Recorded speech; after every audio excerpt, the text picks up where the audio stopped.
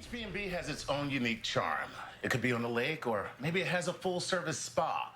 Well, this next quaint B&B is the site of one of the most horrific axe murders in history. Charming. This classic home may look quaint, but it's also where one of the most infamous murders occurred in 1892. According to some people, strange things continue to happen here, much to their shock and surprise. Adding to the house's eerie reputation is the fact that it was the home of alleged axe murderess Lizzie Borden. Lizzie was charged with the vicious hatchet murders of her stepmother, Abby, and her father, Andrew. But after a sensational trial, a jury of 12 men found Lizzie not guilty. No one else was charged with the grisly murders. The mystery continues. Fall River, Massachusetts, the city that Lizzie Borden called home all her life, has preserved much of its 19th century heritage.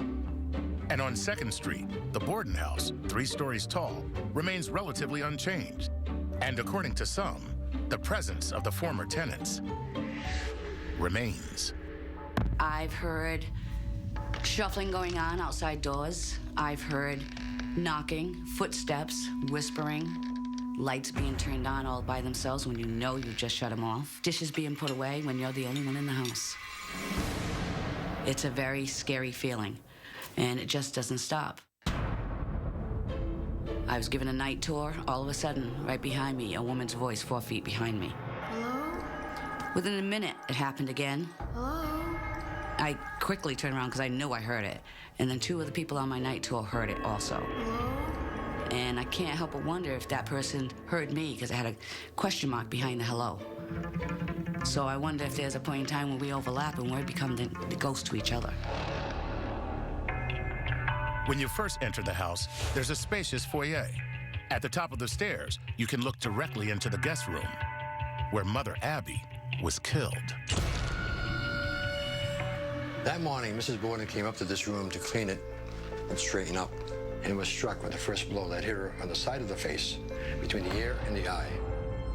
A housemaid discovered the bloody body of Abby later that morning.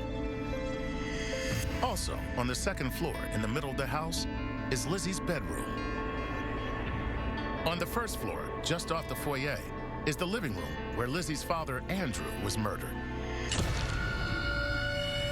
Lizzie claimed that she had been in the barn while her father was being murdered. She thought she heard a moan coming from the house and came in and discovered her father lying here, bludgeoned.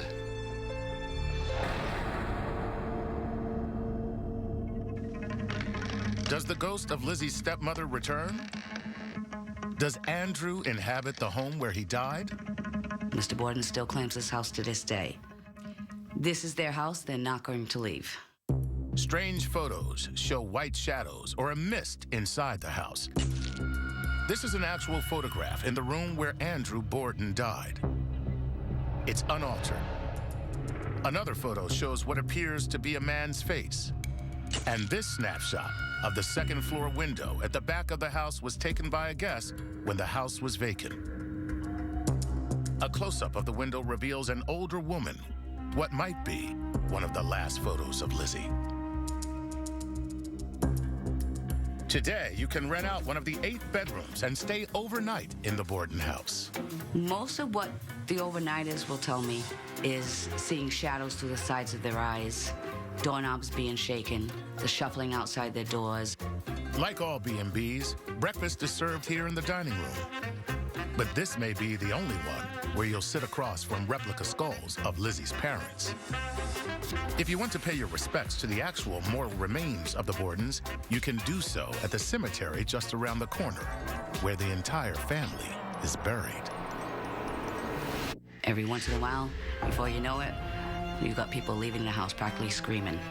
Can turn the biggest skeptic into a believer. Just spend a night. You'll see for yourself.